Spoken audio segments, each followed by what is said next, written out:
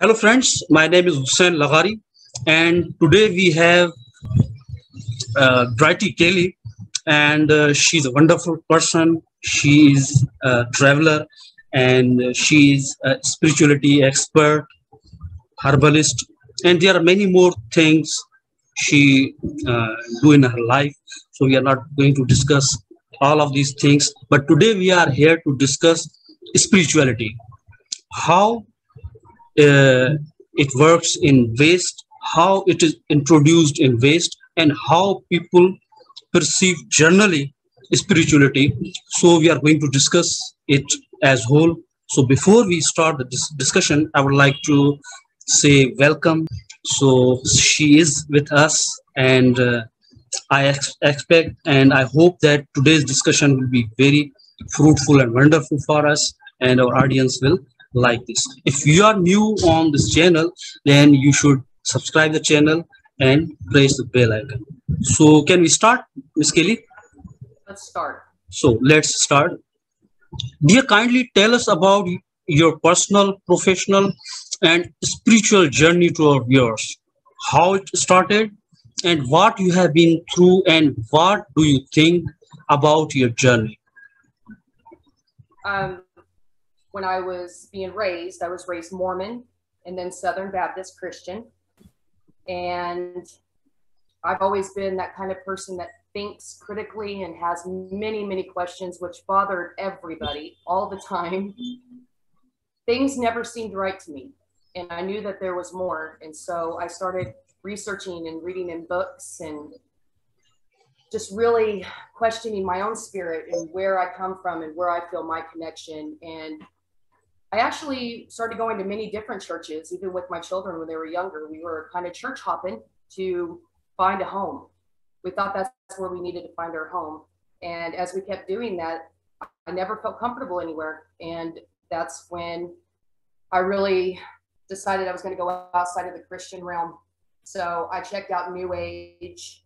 I checked out paganism. I checked out many different cultures and occult books and just reading everything. And honestly, it's all boiled down to most religions want division and they want fear and they don't want people to be of real love. They talk about love, but it doesn't seem like they really know what the heart space is really all about, the real love. And that has bothered me for years. So I started just kind of getting my friends together and we would talk and we would critically think and we would ask questions without judgment.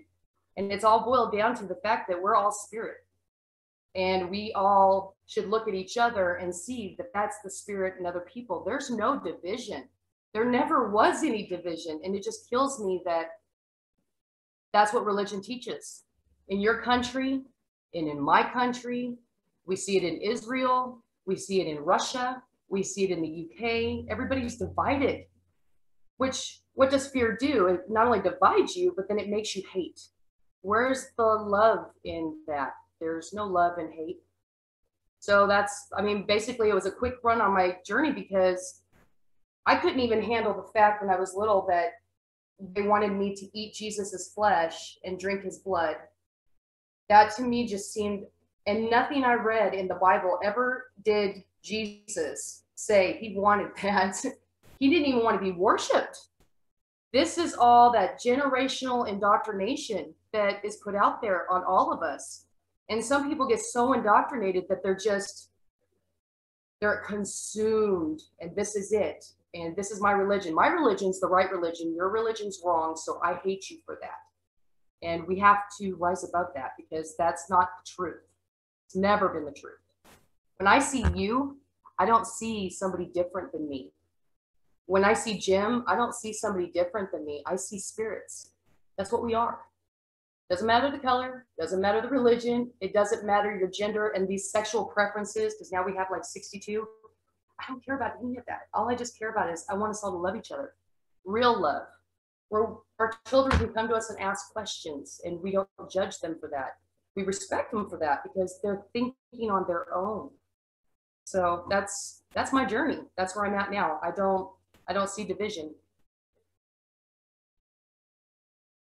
I lost your volume. Sorry. Can you? There That's you the are. most important idea, and that's the basic idea.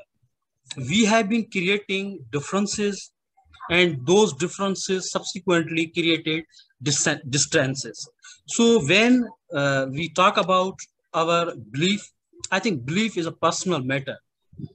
What I believe, it's my matter. What you believe, it's your matter. We have no right to influence or try to forcefully convince anyone for anything. So when we have been trying in history, that's the point when issues been created. That's the point when confrontations and hate speech, all these things happen. So I would like to tell you a verse of Quran, Lakum dinakum waliyadin. Do you know what it means? Lakum No. dinakum waliyadin. Your belief, your religion is yours. My belief, my religion is mine. That's the actual ideology of every religion. But people have been like spoiling uh, spirits of the religions and spirits of the ideologies. So we are not going to discuss each ideology here, but we are going to take references of those ideologies or those religions to create common grounds, to bring common ideas for connecting people, for common good, for common thinking. That's how love can prevail. So let's move on. I'm going to ask you second question. What do you think about spirituality? What it is and how it affects people? Well, what I continuously am learning from people is spirituality is very generalized. It just seems like it could be quite a few different things. Like, I mean, if you're a witch, they consider themselves spiritual. If you're a pagan, they're spiritual. If you're New Age, you're spiritual. If you're Christian, you're spiritual, right? And then you go into the East, all those religions think they're spiritual. So if I were to break it down myself and not make it so generalized, spirituality should connect you to knowing who you are. And then when you honestly look at other humans on this planet, you should see no division. True spirituality should unite everybody, not divide everybody. And that's all I ever see is just constant division and animosity, and everybody's just angry with each other. And for what? Because mama and daddy taught them something that grandma and grandpa taught them, that grandma and grandpa taught them. It's all that generational stuff. If we would just take the time, like I do with my grandchildren, and teach them tools of how to see the world with beautiful eyes. It should be beautiful eyed. We should look at everybody and go, you're different than me. I want to know more. What are you about? Where do you come from? That's the good stuff. That's what we should be teaching our kids. That's true spirituality. Knowing who you are and looking at everybody and seeing that there's really no difference. Great. That's how, and normally what we have been witnessing, spirituality is being portrayed and represented in dark. It's a worst representation of spirituality. I think spirituality has nothing to do with darkness, to hide something. Actually, as you said, it is light, and its actual purpose is to enlighten people, is to bring light to people. So let's move on. My next question to you is, you are a believer or a curious researcher? It's a question. Are you a believer or a curious researcher?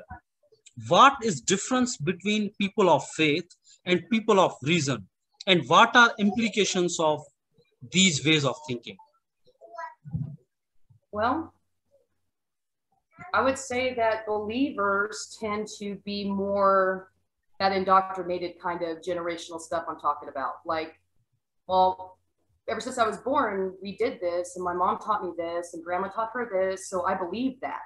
And it doesn't have to be like, I see this banana, right? So there's no banana, but I believe there's a banana. That doesn't really work. But with reason, you can critically think things. So if you're doing something that mom and dad have been doing and the whole family's done it for generations, and you look at it and go, but that doesn't make sense for me. I want to ask questions. I want to critically think, why are we doing that? Why have we done that for so long? That would be the difference. And I have nothing against faith. I have faith too. I have faith in my spirit. I have faith that every day I'm going to walk out my door and try to be the best person I can be, right? And I always, especially when I see older folks and children, can I help you? I love talking to the kids. I have faith in me. We give too much faith in these sources that are out, like save me, fix me. That's what we're all doing in all of our countries, even right now. Fix this, save me. My government's going to save me. There's going to be, you know, a God that's going to come down and save me. But I would think that if you reason that, you probably should look at it and go, no, we need to save ourselves. We all need to get together and unite as one. And, you know, I'm not going to get into the government stuff today, but there needs to be, like your guest talked about, what was it, yesterday? We need to have that sense of it's time. It's no more waiting for this. Like, we're watching everything go bad, right? It is time. We need to have that sense of urgency. When he said that, I was like, that was perfect. And we need to have urgency with our faith and our children. The reason I love Jim so much, he's all about the children. And he's not just talking about the children we have on the planet right now. He's talking about the generations ahead of them. My great-grandchildren, your great-grandchildren, what are we leaving behind? So why most people are believing, they're not fixing.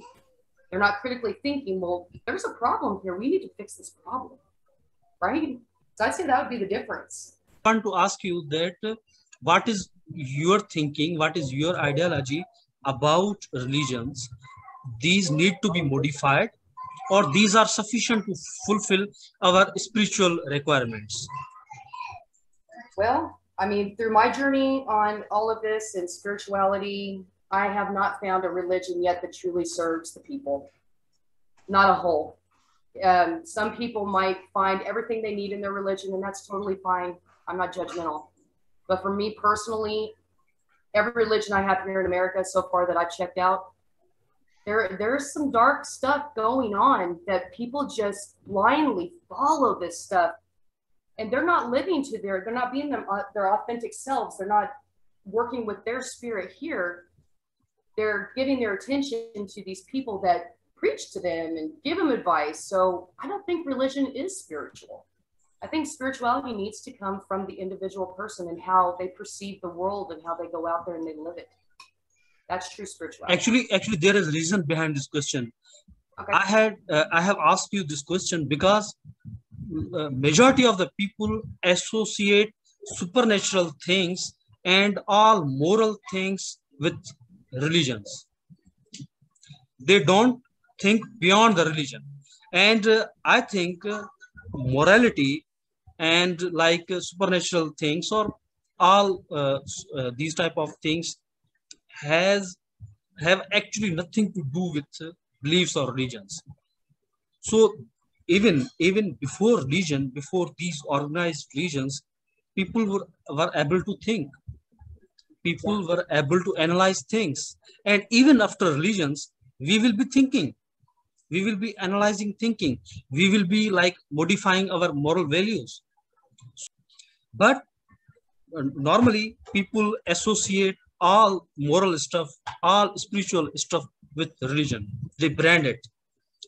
Islamic spirituality, Christian spirituality, Jewish spirituality, like Indian or Hindu spirituality.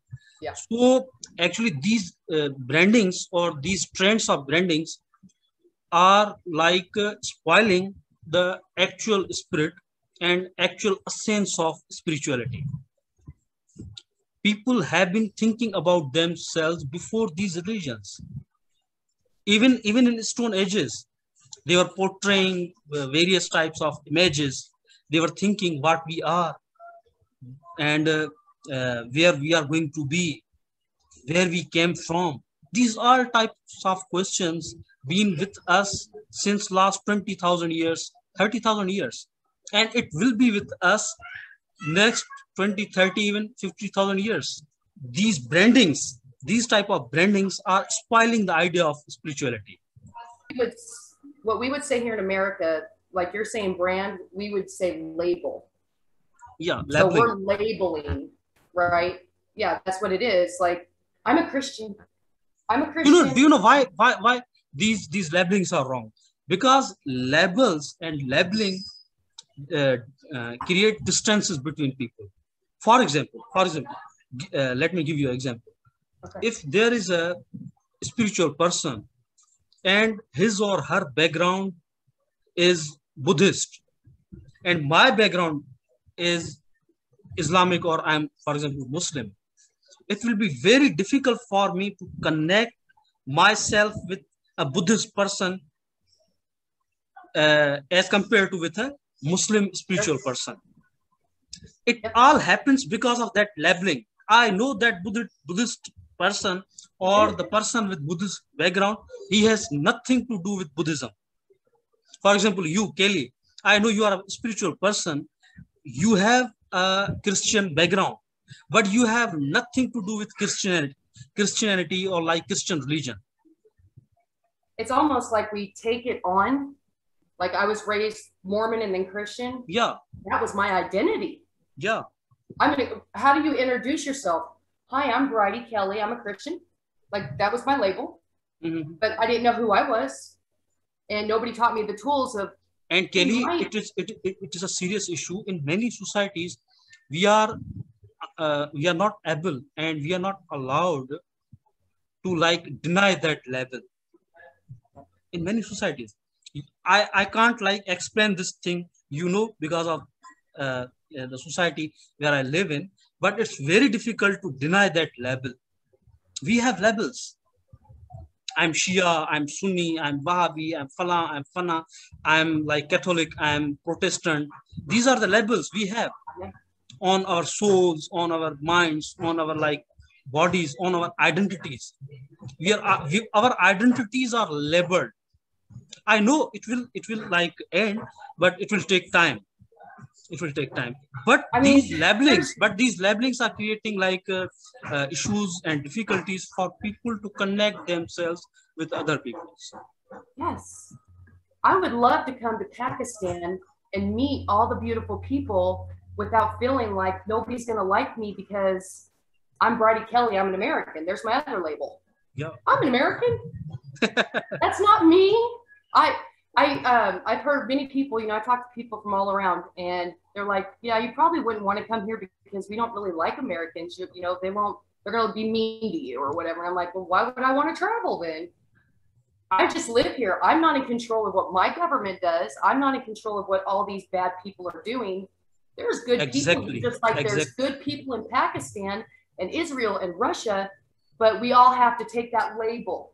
Because we're Americans or whatever. Exactly. When we will able to ignore that level, then we will able to become close, more close, to understand each other, to understand our differences. And after understanding our differences, we can remove and we can eradicate all types of differences, and we will be one soul. As you said in the start, that the love. I want to call Jim all the time and say, hey, I want to go travel with you. I want to rescue children too. Can I just go with you? Because my everyday of truck driving and, trying to help people and stuff, that's not feeding my soul because I've checked in with myself. I want to do more, right?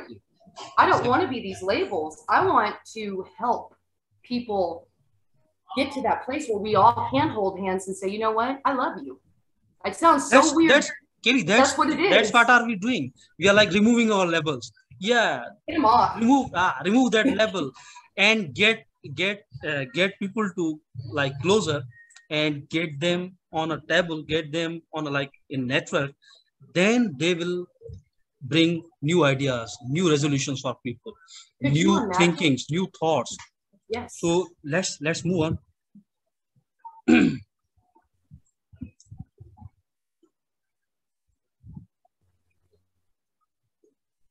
How a spiritual person is different than a materialist? Is it essential to be spiritual in this advanced world? Well, I would say that probably being a materialistic person is not going to have you too spiritual, really, right? I mean, if you're going to put all your energy into having beautiful things and all that, are you really working with your spirit? I mean, that's an easy question. My younger son is into minimalism. So I have to watch him because he'll get in my closet and just start getting rid of stuff. Like, you don't need this. I think minimalism is a better way to go. If if you're having a problem attaining who you are as a spirit, you might want to stop concentrating on all that outer stuff that you think you need. Just concentrate on the essentials and check in with yourself every day for a little while and start attaining that spirituality. Great. So tell me about one thing else. What are key trends of Western spirituality? Tell about their difference and how these affect each other. Key traits of spirituality? Exactly, trends of spirituality in the Western world. I mean, I would think you would be somebody who, when you walk into a room, you don't make people feel like you hate them. You wouldn't make people feel uncomfortable around you. It'd be the exact opposite. You'd be that person that can walk into a room and people will, oh my gosh, what a great energy. That person is not judging. That would be a great spiritual trait, wouldn't it? Somebody who can look at all the differences and want to unite everybody and want to raise the children in that too. Embrace the differences. To me, that's spirituality, because we're all spirits. We think we're humans. We get stuck on that label too. I'm just a human. I don't have any control over me. My government does, or science does, or my religion does. But in reality, you have control over you. You can change everything. So that, to me, would be a spiritual trait, the biggest one of all. It has nothing to do with religion, nothing to do with materialistics, not your daily due, because we all have to go to work and make money to take care of our families too. A spiritual trait would be that's somebody who you want to talk to them. You want to know more about them because you don't feel like they're going to judge you, and you feel like you could talk to them about anything. That to me would be the biggest spiritual trait of all. Great. How a spiritual person can contribute in global diversity, religious harmony, and peaceful coexistence? How would they attain that? Or if, for example, you are a spiritual person, I'm a spiritual person, and being a spiritual person, how can I contribute in religious harmony, in religious harmony and social diversity and peaceful coexistence? How, as a spiritual person, or you can contribute globally? Well, for one thing, you need to learn some tools. Excuse me. Like, if somebody comes in your space and they're going to say something that perhaps would make you react in a very negative way, you want to learn how to try not to be so reactive. Be true to yourself. You have a voice. You set boundaries. And you don't take anybody's crap. But you try not to be reactive, because that doesn't really serve anybody. And we are humans and we have reactions, but we need tools. If you set healthy boundaries around your spirit, you can go into any diversity if you're in love. I have said love more today than I have in a long time, but that's really what it is. And I'm not talking about the kind of love that you find on the TV and that kind of stuff. I'm talking about what we've been talking about, where you look at somebody and you're not seeing all the labels. You're just seeing that spirit. And you understand they have boundaries and you respect that. You respect the boundaries, try not to react. There's all kinds of tools. That's what we need to be teaching our children. And kids are getting taught these tools and how to be able to survive our diversities in this global playground that we're on. Great.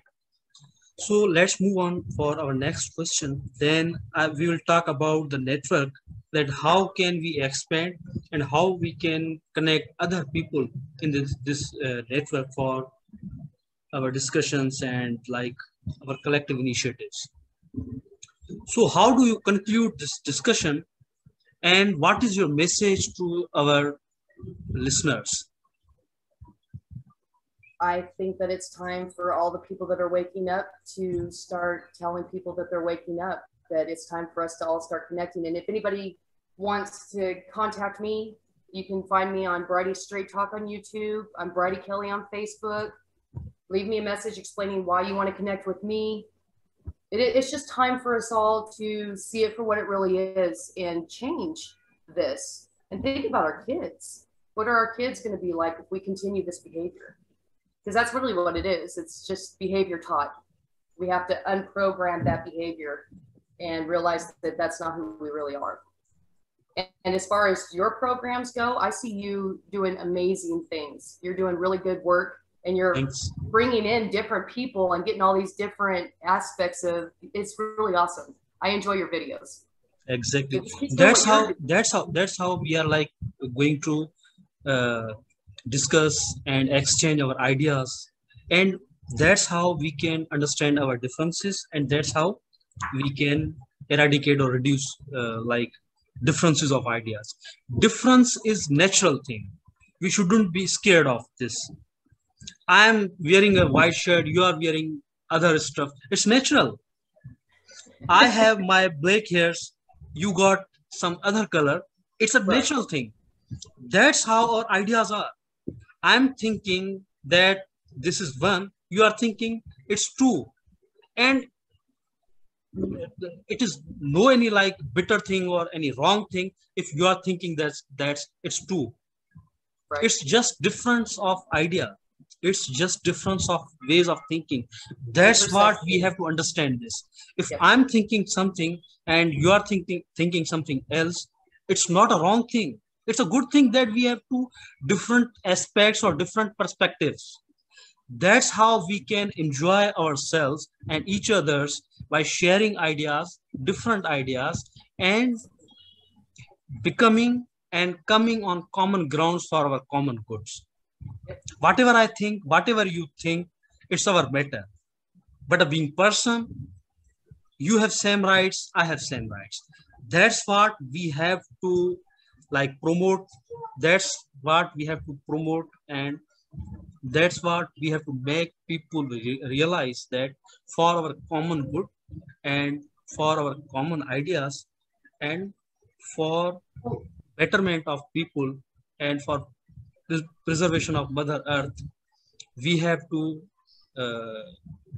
understand each other, and we have to connect each other, and we have to collectively work together as we could reduce differences and we could increase similarities.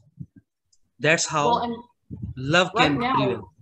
Right now, we're in a time that I don't think a lot of people are aware of. Exactly. We're in the age of Aquarius. We're in a time where a great awakening could possibly happen, and I've seen quite a bit of it. Have you seen it? Have you noticed? Exactly. Something's shifting with people.